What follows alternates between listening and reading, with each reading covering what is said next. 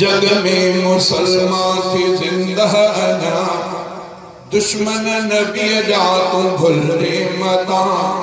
जग में मुसलमान थी जिंदा ना, दुश्मन नबी जा तू भुले मता। उम्मत मोहम्मद जी गयूर आहे, सहदी नबी पाक ते कख भी नाहे। कढंदई के नाका केड़े मां ज़ुबान, कढंदई के नाका केड़े मां ज़ुबान। मिर्ज़ा जहामी तू भुले मता।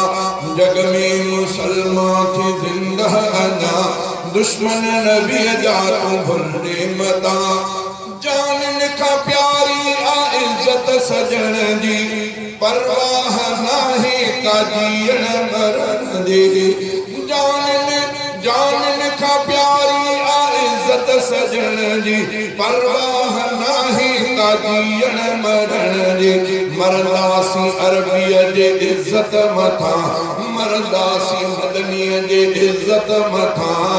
मिर्ज़ा जहामी तू भुले मता। शान मुस्तफा हुजूर पाक के दुश्मन पे, हुजूर पाक के गुस्ताखन पे। खातम नबी मुस्तफा के मनो था, काजानी कूड़ो कूड़ो जहूं था।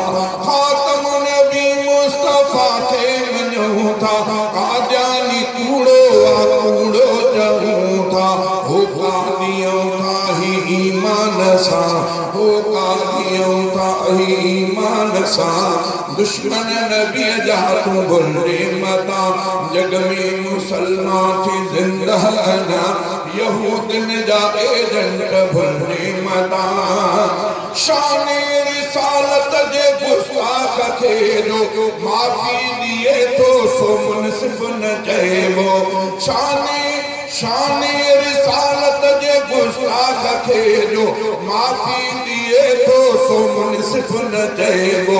माफी दिए तो सो मुनसिफ न चइबो। मञो नथा फैसलो ही असां, मिर्ज़ा जहामी तू भुले मता। हुते आफिया आना ताई कैदी, आज़ाद मलऊन हिते आसिया थी। हुआ हुते कैद थी काटे त हीअ दहशतगर्दन सां ताउन थी करे। हिते इमाम अल-अंबिया में शान जी गुस्ताखी कंदड़ औरत खे इज्जत सां परी कयो। वरी अञा त आला अदालतनि जो बयान त शाहिदनि खे जेकर जेल में विझिजे, अबा शाहिदनि कहिड़ो ॾोह कयो, जेल में विझो जिन जजनि उनखे फांसी ॾिनी। जेके तव्हां खां हेठि जजनि जिन फ़ैसिलो करे उनखे सज़ा ॾिनी, उनखे तव्हां उन जजनि खे सज़ा ॾिनी। शाहिदनि कहिड़ो ॾोह कयो, पाण बि तहक़ीक़ कयो, उल्टो शाहिदनि ते सुभाणे को ज़बान न खोले तव्हां मुस्तफ़ा जे शान में भल गुस्ताखी कयो। अल्लाह ताला खे हिदायत नसीब फरमाए। बयान पढ़ियो, ॻाल्हाए न पढ़ियो। अख़बार में बयान हुयो त आला अदालत जो हुकुम हुयो त हिन में कुझु बि कोन्हे केस में, इज़त सां हिनखे बरी कयो थो वञे। ठीकु आहे, उहो तव्हां ॼाणो था, पर जेकॾहिं मुंहिंजो वस पुॼे त जिन शाहिदी ॾिनी आहे उन्हनि खे जेल में विझी छॾिया। अब शाहिदनि कहिड़ो कमु कयो? शाहिदनि छो तव्हांजे हेठि जजनि जिन सज़ा ॾिनी उन्हनि खे छो नथा चओ? अहिड़ा जज कीअं रखिया वञनि? शाहिदनि उन्हनि ते हुनखे सज़ा ॾेई छॾी। उन्हनि जहिड़ा कानून कोन्हे, ग़रीबनि जहिड़ा कानून। अलाह ताला सम्झ था फरमाए। हुते आफिया, हुते आफिया आना ताई कैदी, आज़ाद मलऊन हिते आसिया थी। कावड़ में आसारी मुस्लिम दुनिया, कावड़ में आसारी मुस्लिम दुनिया।